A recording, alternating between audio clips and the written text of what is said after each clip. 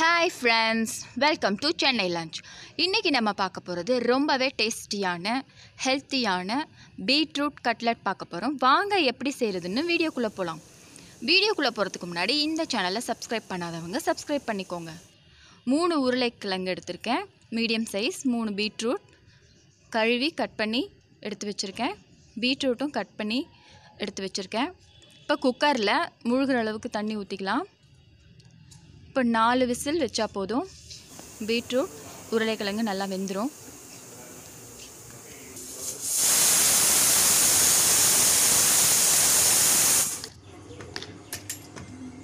இப்போ ஓப்பன் பண்ணி பார்க்கலாம்.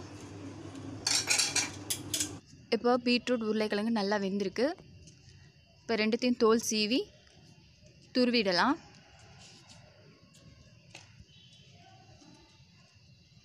கேரட் துருவுறதில் பீட்ரூட்டை நல்லா துருவி எடுத்துக்கிறேன். இப்போ எல்லா பீட்ரூட்டையும் துருவி எடுத்துக்கலாம்.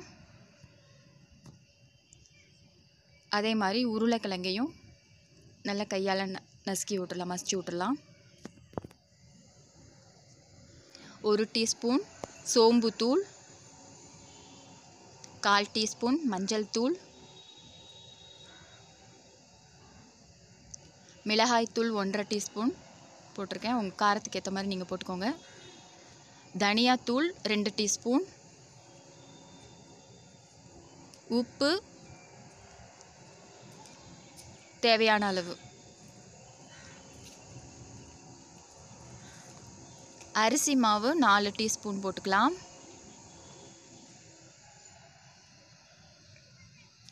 இப்போ சோள மாவு 2 டீஸ்பூன். இப்போ எல்லாத்தையும் மிக்ஸ் பண்ணிக்கலாம்.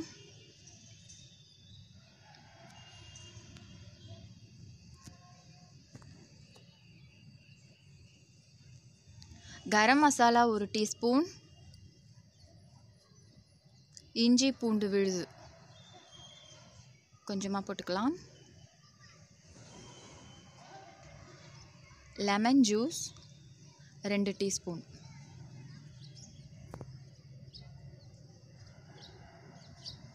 அதையும் சேர்த்து நல்லா கலந்து மிக்ஸ் பண்ணிக்கலாம்.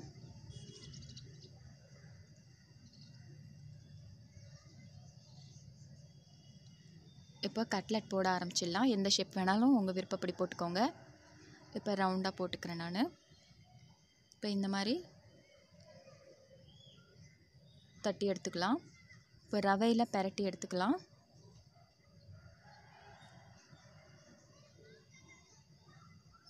இந்த மாதிரி எல்லாத்தையும் கட்லட்டையும் போட்டு எடுத்துக்கலாம். இப்போ ஒரு பேனில் தேவையான அளவு எண்ணெய் ஊற்றிக்கலாம். ரொம்ப எண்ணெய் ஊற்றக்கூடாது. இப்போ எண்ணெய் காஞ்ச உடனே எல்லா கட்லட்டையும் போட்டு எடுத்துடலாம்.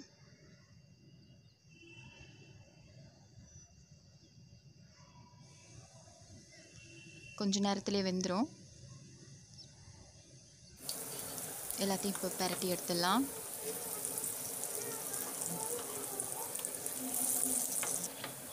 இந்த மாதிரி பசங்களுக்கு செஞ்சு கொடுத்தீங்கன்னா அடிக்கடி செஞ்சு கேட்பாங்க பசங்க, செஞ்சு கொடுங்க அப்படின்னு. ரொம்ப டேஸ்டியாக இருக்கும்.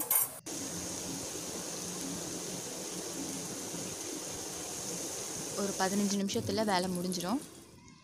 இப்போ எல்லாத்தையும் எடுத்து வச்சிடலாம், பிளேட்டில் மாற்றிக்கலாம்.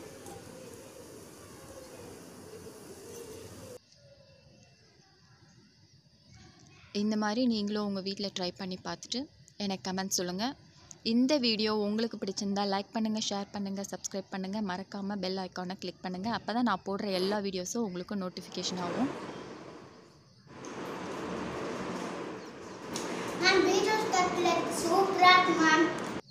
Thank you for watching.